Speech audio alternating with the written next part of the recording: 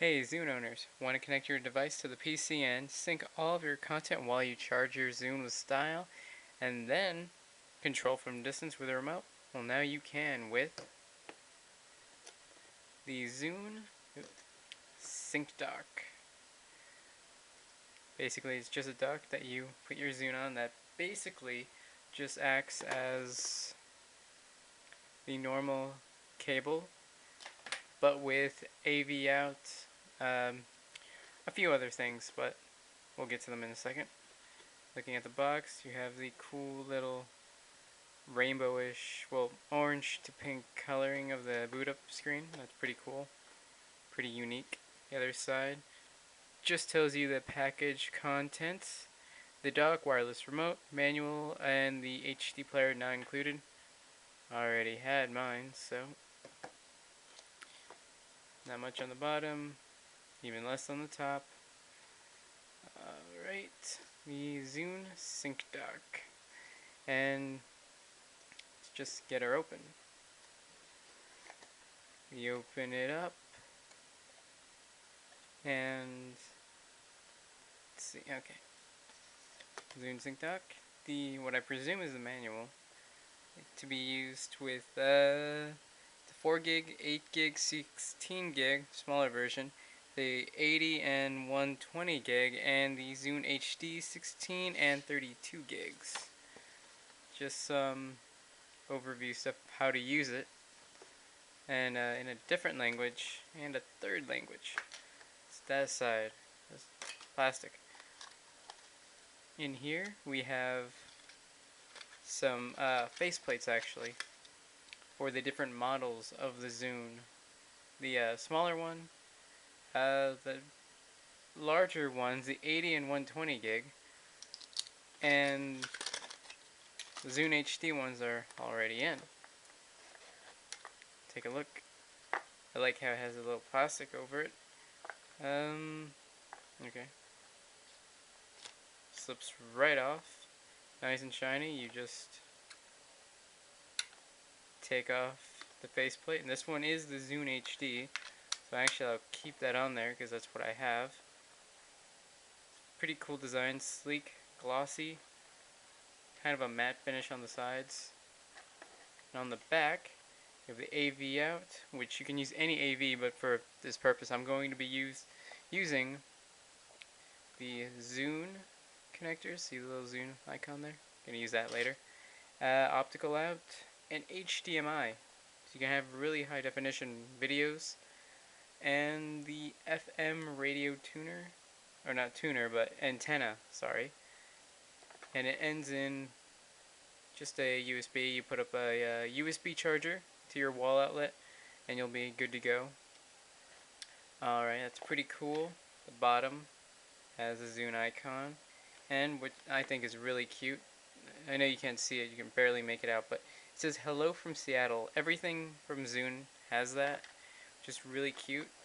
And it also says it on the Zune HD, sorry, you really can't see it, but on the side here it says hello from Seattle. Very cute. Let's see how this thing works. Well, let's set it up. It just came to my attention, I forgot the remote, which arguably is a pretty important part of it. Alright, set that aside. Which is mostly gloss with a little bit of a matte sort of a finish. And, you know, up, down, left, right. You know, choose the back button and the home button, which, you know, it's meant to replicate the experience using the touch interface, which the thing itself is a little smaller than the Zune HD.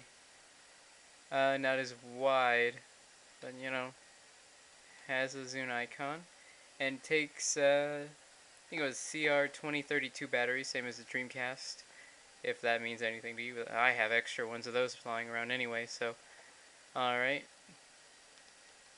Feels good. Let's do this. Alright, so we've hooked up the Zune dock to, you know, the TV via the AV cables, and the USB to the wall outlet.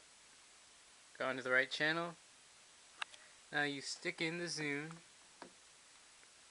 and it should automatically come up. And there we go. It says touch screen to disable TV out, which, you know, we're not going to worry about that just yet because now we have the remote. And basically the layout is going to be basically the Zune except somewhat stripped. You don't have as many options here, but there's a lot more that you can do a lot here still. You can browse your music, works very well. Pretty much the same way it would have on your Zune anyway. You know, I still have my playlists and such. And, well, let's back button. And, videos. See what videos I have. Just for demonstration purposes, gonna play a video. And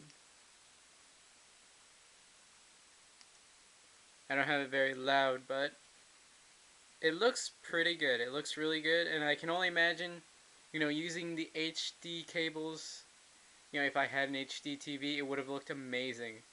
Alright, the quality you can get up to, I mean, it depends on the files you're using, but you can see, you can get up to pretty good quality, you know, it can be really good, you know, given the right files and, you know, given the right, you know, environment for it.